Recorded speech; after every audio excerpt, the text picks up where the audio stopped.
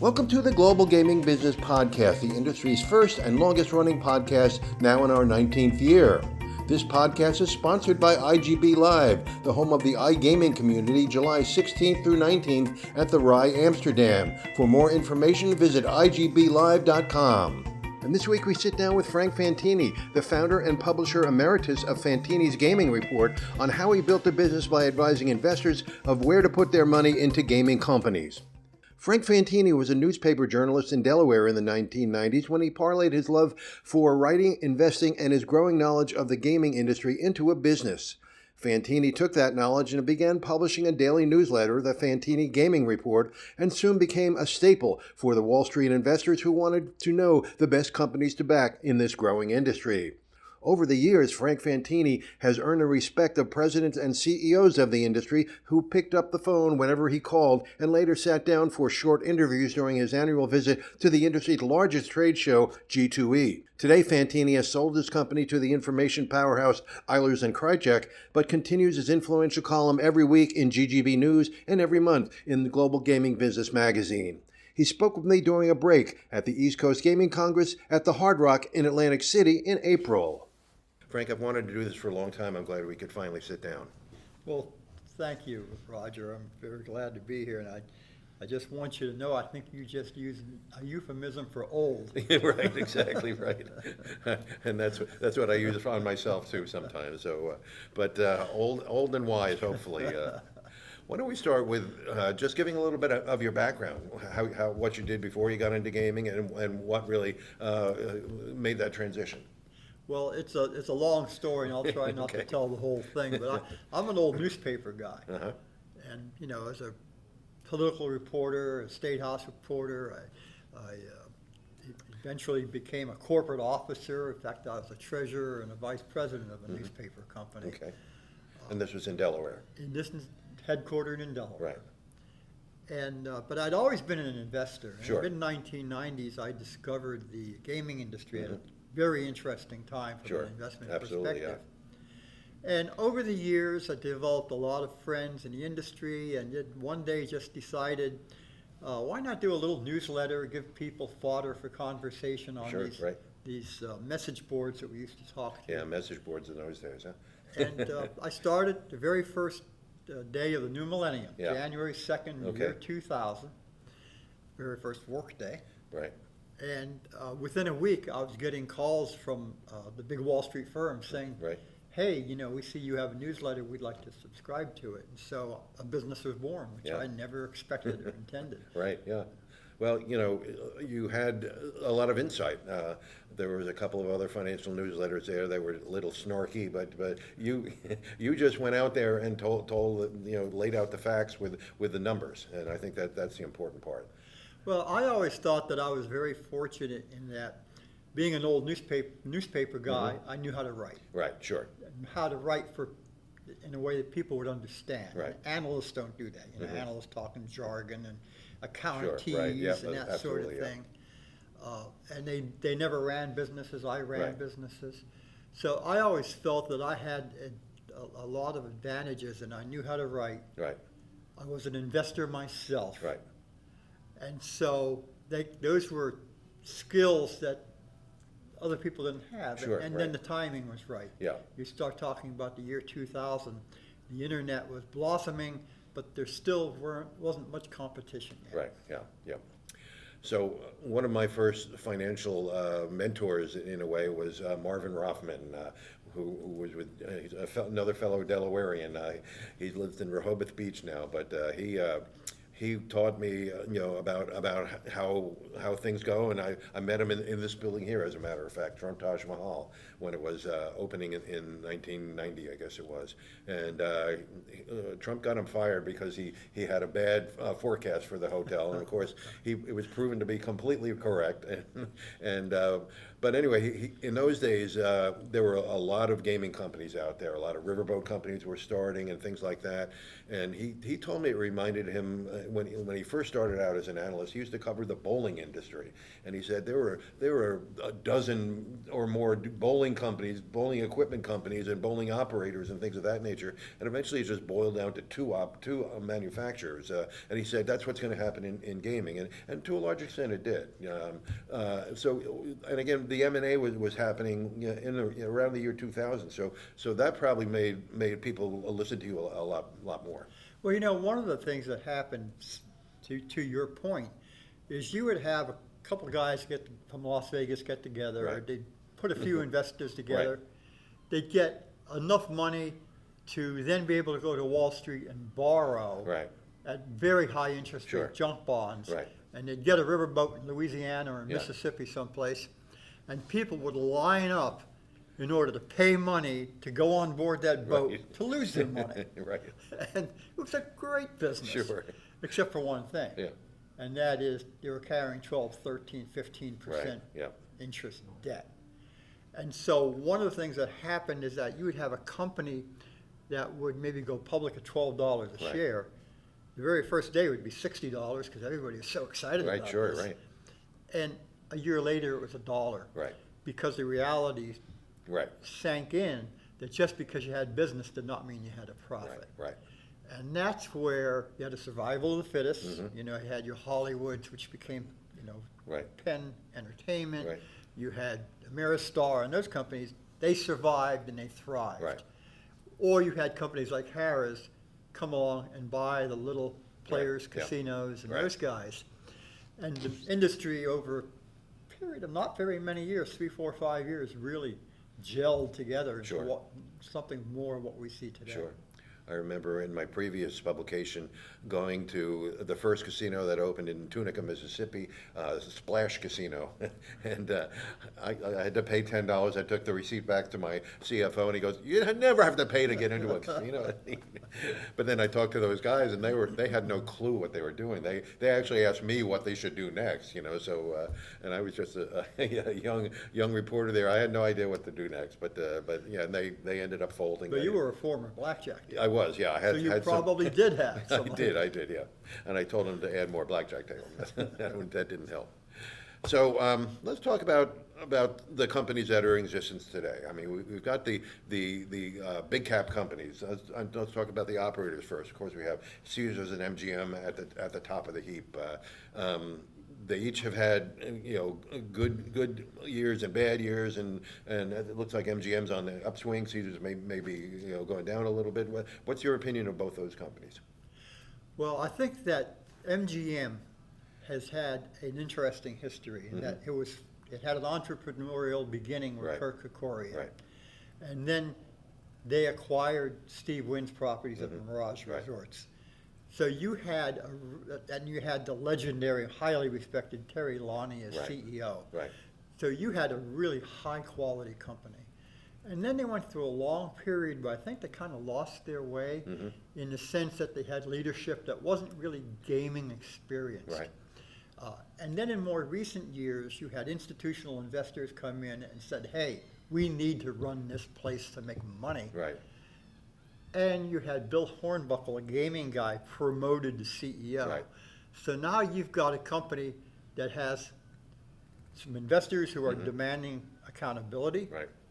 a company that has a tremendous number of really great properties, and you've got a gaming guy focused on running Right. the company as a gaming Right. company. So I think all of that has been to the benefit of MGM in recent years. Sure. No question. Las Vegas Sands, I think, is a little iffier. Yeah. If you say diversification is one of the goals of a good business, they did not diversify. Right. They did the opposite when they left Las Vegas. Right. And they're putting a lot of faith into Macau, which Macau's a great market, but you always have to wonder, is there a political shoe to drop from the Chinese government? Right. If you look at and I think at Caesars, Tom Reeg has come in and he's done a really good job of bringing financial discipline to a company that had grown and grown and grown. Right. I really think that the best of breed, if that, to use that overused expression, Yeah. among the major casino operators remains Wynn Resorts. Right. If you had asked me a dozen years ago about the future of those companies, I would have said Wynn would have been the hardest to make the transition Right. from a visionary entrepreneurial founder. And yet, in some ways, it's the one that's made the best transition. Right. It's, to this day, it remains, the Tiffany Right. of Yes. casino companies. Right, yeah. And it's amazing that they were able to maintain the excellence that Steve Wynn always insisted upon, even when he left, and especially having left under that kind of cloud that he left under, they still maintained his original vision for that company. Right. And I think that they have the opportunity to grow both in Las Vegas, Right. but also they have opportunities elsewhere, as we see in the Middle East, for Right. example. Sure. Yeah, and that's a whole another topic there that we don't even know where that's going to be going. We know MGM and Caesars and Wynn are all involved there, and other companies want to be involved. It's just kind of an amazing growth in that area where you never thought there'd be casinos. So let's talk about the mid caps, and I don't think Penn Entertainment isn't really a mid cap. I think they're almost challenging that upper level there. They have 43 casinos across the country. They have now a very successful sports betting operation now that they're allied with ESPN. But there's still some doubts about them. What's your opinion on Penn? Doubt is a key word. Yeah. People are very skeptical of whether they will convert sports betting into a huge money-making opportunity, Right. or whether it'll continue to be a drag. So the jury is out on that. Right. There's no question that they have a great network of regional properties, that they have good management of their brick and mortar business. I think people, wherever you go, you ask people their opinion of Jay Snowden. Right. Everybody gives that guy an A+ Right. as a manager and as a person. But that's the big question. I personally think that a patient investor buying Penn National today is going to have a very good return on their Right. money, but they have to be patient. Sure, no question.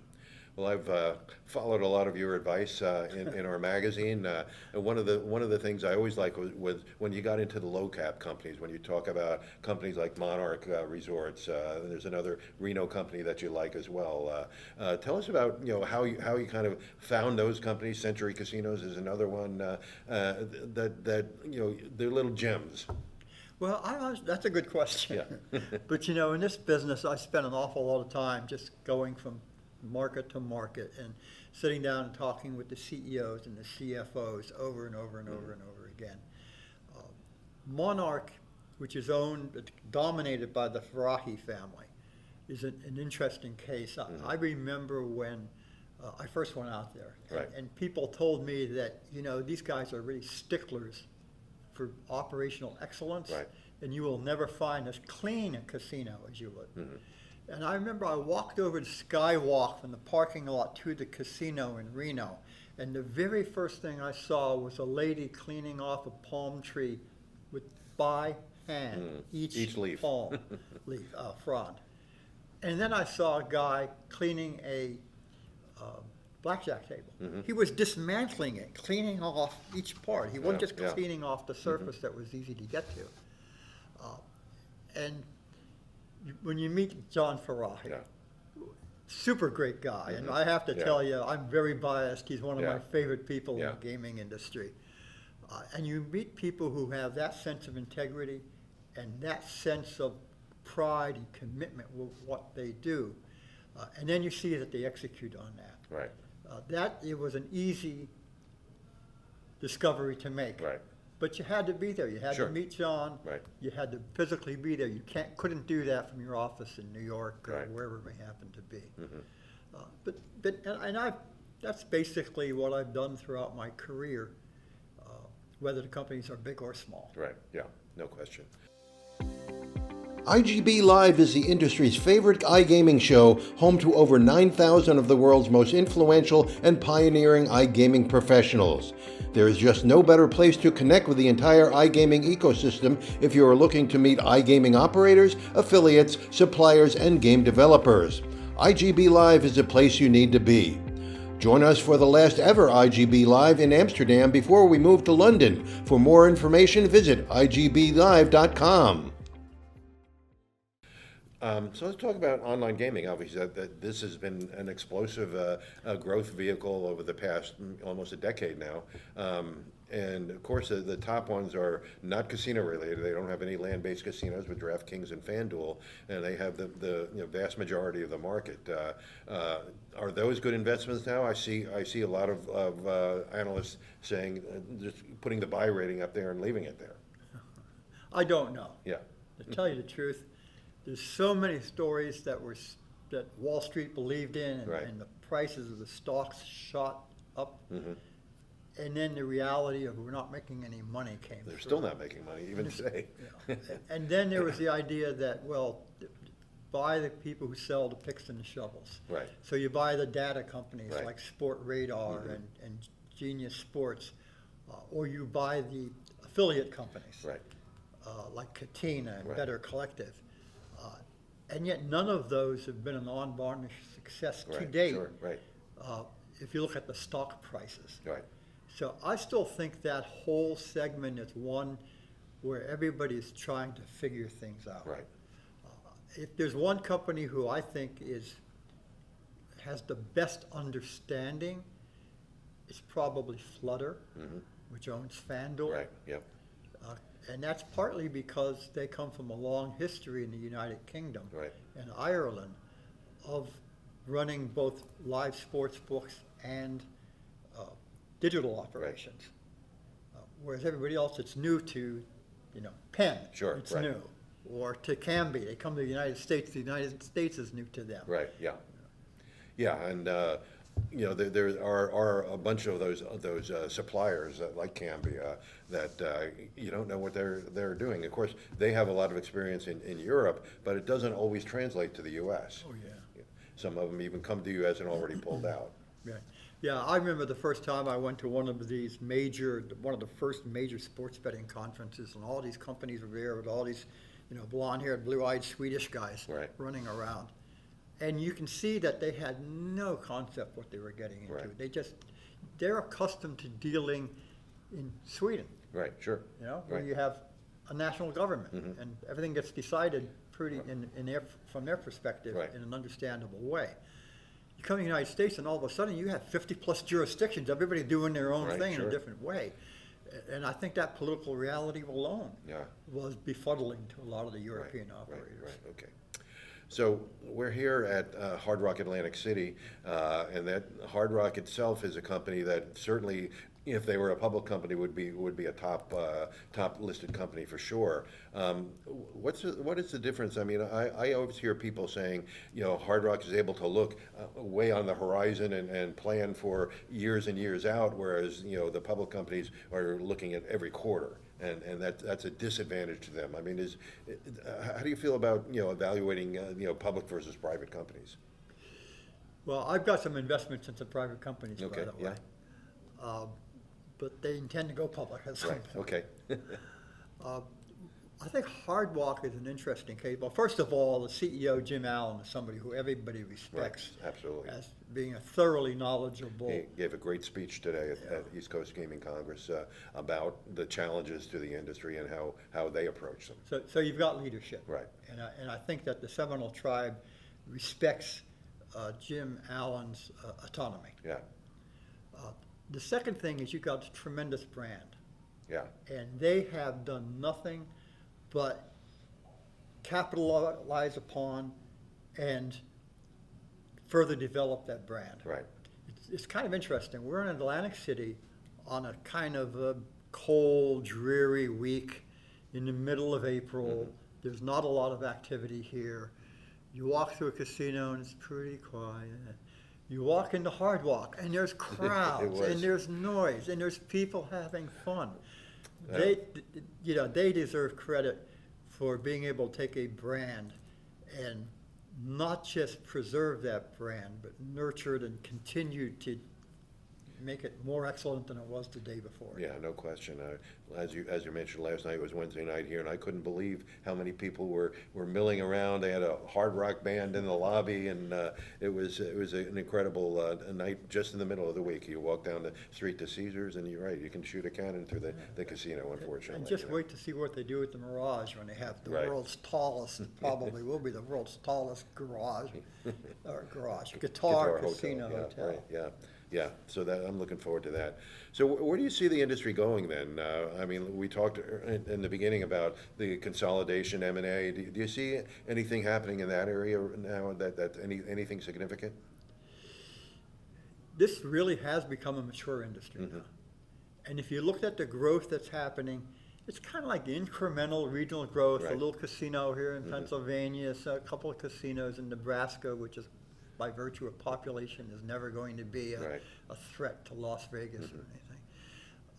So the opportunities to grow in that regard are not what they used to be. Right. And I think there's no question you're going to have some consolidation. The technology continues to change. Sure. And I would not be surprised, we had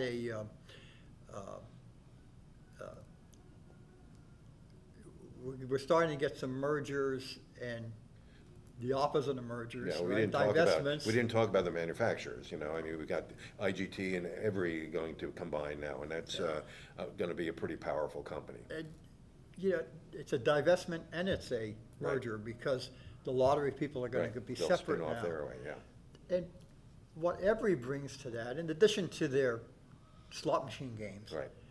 Every brings the payments business. Right. They're dominant in that.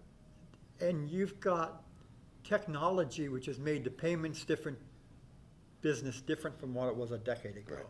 A decade ago, it was kiosk where you went and you got some money. Right.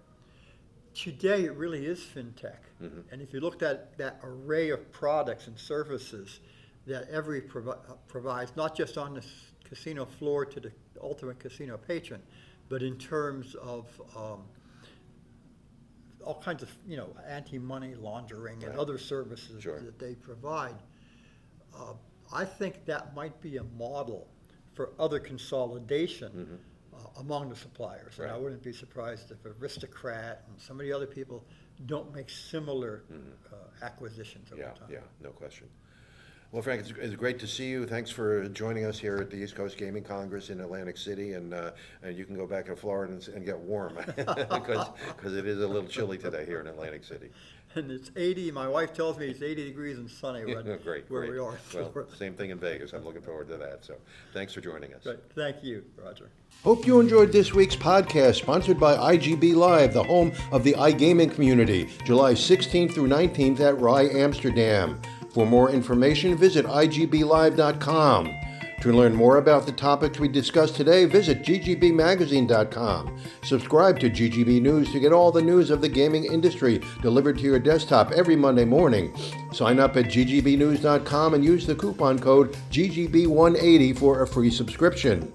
Don't miss a single episode of the podcast. Subscribe on Amazon, Apple Podcasts, or Spotify today. So we'll see you next time on the GGB Podcast.